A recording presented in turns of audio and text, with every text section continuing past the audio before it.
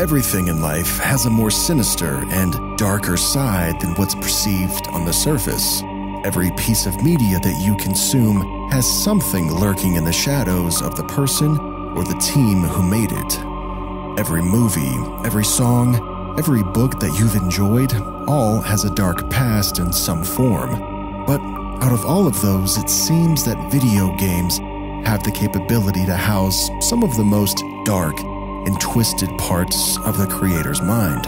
From obvious inclusions like Silent Hill's PT to the most light-hearted games such as Mario, we will pluck every strand of every creepy and twisted mystery these games have to offer. This is the dark side of gaming. In our journey and efforts to let you see into the darker aspects of gaming, we've discussed many different video games, ones you know and love, from Mario to indie titles you might have never heard of. But as we also often discuss, the real engine behind these video games are people. People who code, write, organize, and animate the games that hum on our televisions. These groups of people work together, piecing together all the aspects that make the games we've come to cherish.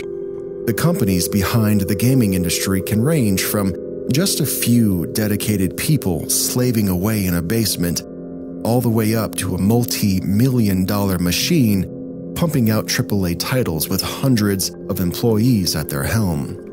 With these machines pumping out content, one would think that the environments held within those machines must also be finely tuned.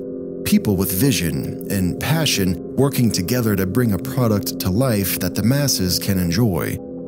You would rarely stop to think about what darkness might be writhing in such a workplace. But as time has gone on and people were given more and more platforms to voice their grievances, we're discovering just how vile and toxic the interactions inside these companies could be. When sneaking through the woods, trying to take down a group of survivors in The Last of Us, or while pressing through your skills trying to take down a boss in Final Fantasy, you're too enthralled in the game to think about the people who made it. That's their job, to craft something so wonderful you get an escape from the troubles of real life. So ironic that such a job itself was the cause of woes for many people who worked it. The bigger a company gets, the more likely it'll be that people slip in through the cracks that only wish to cater to their own intentions, regardless of how it may affect others. And there are few companies in the gaming industry as large and as influential as Blizzard Entertainment. Blizzard, like most companies, has a humble and small beginning.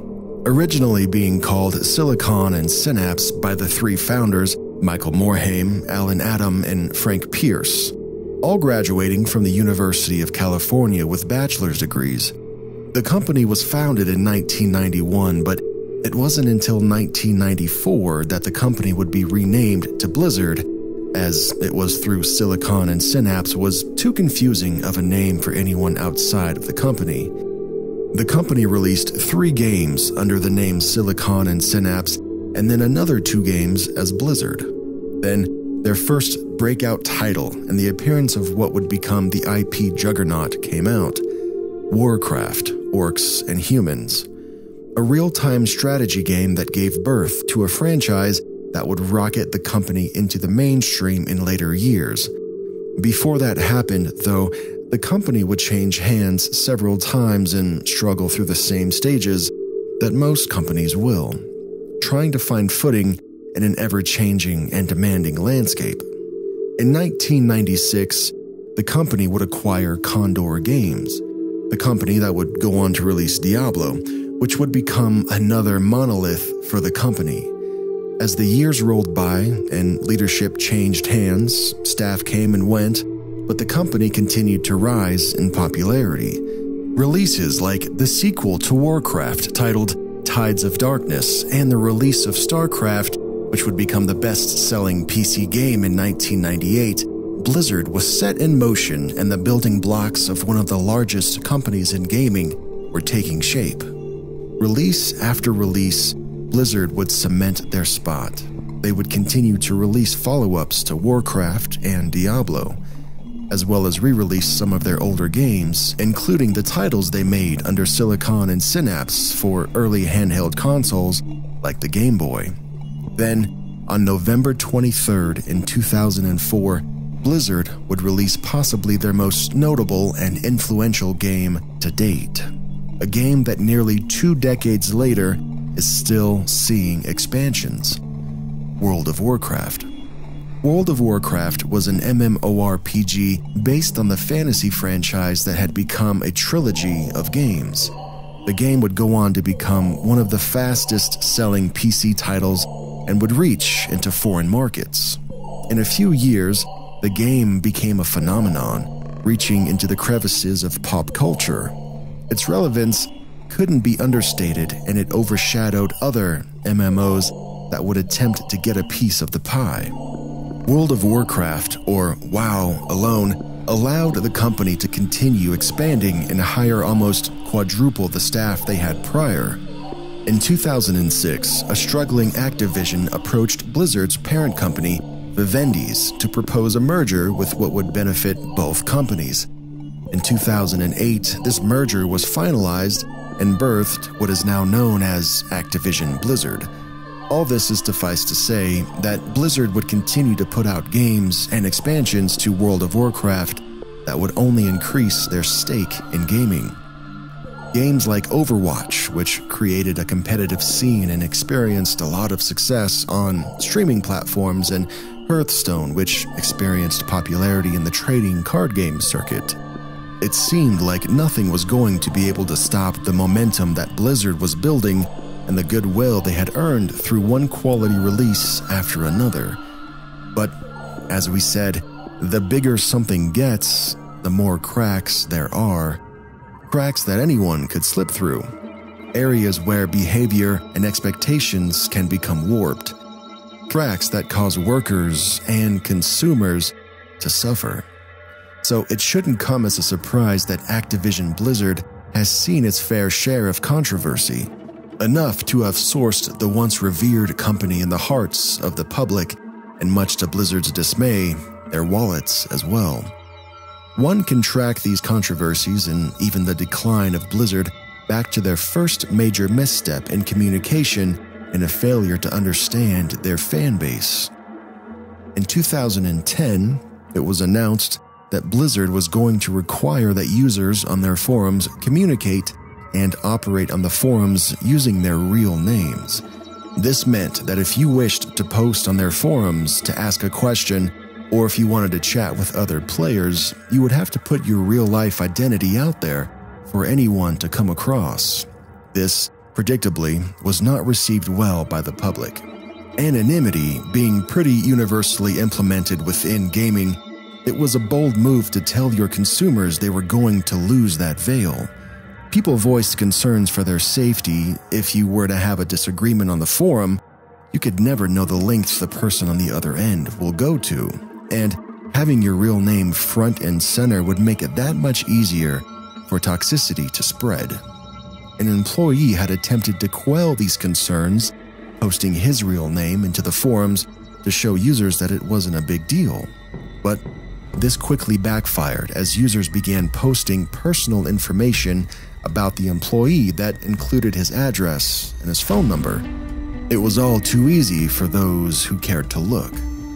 Blizzard tried their best to soften the concerns of their fans, but the negative reception just kept rolling in. Eventually, it was announced that Blizzard was going to backpedal, ensuring that gamers would be able to retain their anonymity in the forums.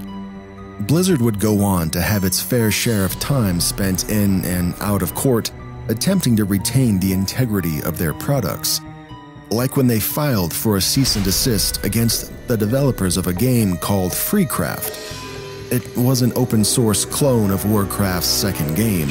The clone changed the music and the graphics in the game, but otherwise, it was the same game. The website for the game was quickly shut down, and the developers moved on to continue working with the game's engine. Similarly, Blizzard would issue cease and desist orders to moderators running private servers on World of Warcraft. These servers were slightly altered from the original and would allow players to access the game without paying the associated monthly fee. Blizzard used the Digital Millennium Copyright Act to get most of these servers shut down. While there were some petty disputes and legitimate proceedings within the company, it was nothing compared to the culture and misunderstanding of their audience that was brewing for Blizzard.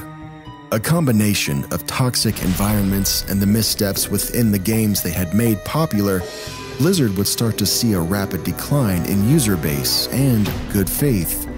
As the company put out expansion after expansion for World of Warcraft and tinkered away at a competitive scene for the hero shooter Overwatch, behind the scenes, unrest was brewing, and it wasn't going to stay quiet forever. There were two rather large and public affairs that took place. These were monitored and spread through social media like wildfire, catching Blizzard more heat than they could have ever anticipated. The first public upset would happen in October of 2019. Blizzard was holding a tournament for their card game, Hearthstone. One of the players, who was under the alias Blitzchung, was being interviewed. During this period, he took the time to vocally show his support for protests during the Hong Kong protest. It was shortly after this interview that Blitzchung would vanish from the event. He was disqualified and forced to forfeit the earnings he had made up to that point. Even the two interviewers that had talked to Blitz were punished, being banned from tournaments for a whole year. This, once again, predictably, caused an upset. People criticized that Blizzard banned Blitzchung to appease the Chinese government, as Blizzard makes a decent portion of their profits in China. So, people thought that meant Blizzard was bending to censorship. Though Blizzard had stated that they only enacted one of the rules set in place, that participants cannot bring themselves into public disrepute, offend a portion or group of the public, or otherwise damage Blizzard's image. This statement wasn't enough to snuff out the discourse, though. Protests were held demanding that the bans be reversed. And these protests even made it to one of Blizzard's largest events, BlizzCon. These protests would continue as lawmakers would turn their eye towards Blizzard for potentially letting the Chinese government dictate on a matter of free speech. As the heat kicked up, once again Blizzard would back down from their decision, though choosing to only lessen the ban on the player and the interviewer instead of reversing it altogether. Then, the hammer came down in a big way. In 2021, a lawsuit was filed against Blizzard citing gender-biased discrimination. This lawsuit, California Department of Fair Employment and Housing v. Activision Blizzard, was filed after a 2-year investigation into the company. It was said in the lawsuit that the company had cultivated something of a frat boy culture in the workplace that bred sexual harassment towards its female employees. As this lawsuit would go on and more information would come out, fans of the company and its games would start to turn away. Blizzard would dismiss themselves of any wrongdoing, choosing not to acknowledge the issues. Though, after enough heat, the CEO said they would look internally at the issues, but many of Blizzard's employees were dissatisfied with this and would stage a walkout on the company. Another walkout occurred when further investigation by the Wall Street Journal revealed that the CEO had known about the allegations for much longer than he had let on. This led players and employees in the scene to demand that he step down from his position. This was an ongoing issue that caused a dark stain on Blizzard's legacy, though the company would try to continue producing their titles. Even recently, releasing a mobile game within a beloved franchise called Diablo Immortal. The game was announced in 2018 during a particularly dry showing from Blizzard. When it was revealed that the new Diablo game was going to be on mobile only, fans were upset and the storm of mockery rolled in quickly. Fans had been waiting for a new installment into the series and felt like they were being given a watered-down version. These fears were confirmed when just recently, the game was finally available to the public. The game offered very little in the way of new content and instead seemed to be a mechanism that exists solely to pluck away at the wallets of its users. Sources say that to unlock everything the game has to offer, players would need to spend roughly $100,000. Though Diablo 4 was announced, this did little as the greed and laziness the company exuded with Diablo Immortal cast an ominous shadow over the franchise's future. Blizzard would also push forward to release more details about the sequel to Overwatch. It seems that the company intends to release what content they can and hopes to bury the ongoing issues within the company.